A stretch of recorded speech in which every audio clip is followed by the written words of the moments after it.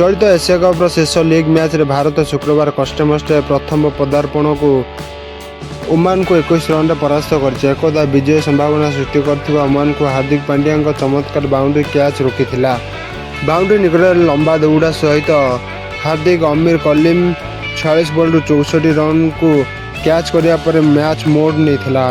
हमद Mirza 33 ball 51 run भी भल प्रयास करथिले। ओमान किंतु 199 रन लक्ष्य को पिछा करी 176 रन करी 4 विकेट रे सीमित रही जाइथिला। विनायक शुक्ला विकेट नहीं अर्शदीप प्रथम भारतीय भावे टी20 अंतर्जातीय क्रिकेट 100 विकेट पूर्ण करथिले।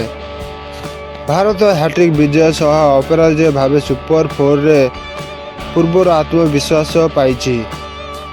टॉस जीति प्रथमे भारतीय अधिनायक सूर्य कुमार यादव बैटिंग निष्पत्ति नहीं निज बैटिंग गभीरता को परीक्षा करने को सूर्य एभली करथिले बोली मध्य प्रकाश करथिले। प्रथम बॉल रे किंतु अभिषेक शर्मा एलबीडब्ल्यू आवेदन बर्ती जावा सह भारतर अभियान आरंभ होइथिला।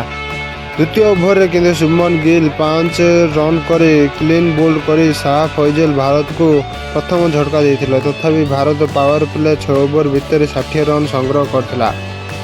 अभिषेक शर्मा 15 बॉल 38 रन 5 चौका 2 छक्का सह 38 रन करथिले। संजू सैमसन 45 बॉल 56 रन करथिले। तिलक वर्मा 18 बॉल 29 रन करथिले एवं सेथिरे एक चौका एवं 2 छक्का सह पाली बल रे भारत ओभर पिछा 10 रन संग्रह करथिले मध्य शेष भाग रे विकेट हराय संभाव्य 200 रन अतिक्रम करि पार नथिला। भारत 8 विकेट हराई थिले मध्य अन्य मानक सुजोग देवा पय अधिनायक सूर्य कुमार बैटिंग आसी नथिले। सुपर 4 मुकाबिला पूर्वर भारत मध्य ए मैच रे दुईटी परिवर्तन कर खेलिथिला। जसप्रीत बुमराह और वरुण चक्रवर्ती बदल रे यथाक्रमे अर्शदीप सिंह और हर्षित राणा को खेलाइथिला। संक्षिप्त स्कोर भारत 20 ओवर 188 रन रे 8टा विकेट जाइथिला। संजू सैमसन 56, अभिषेक शर्मा 38, तिलक वर्मा 28, अक्षर पटेल 26, शाह फैजल 23 रन दे 2 विकेट नहीं। अमीर कलीम 33 रन दे 2 विकेट। जितेन रामनंदी 33 रन दे 2 विकेट नहीं।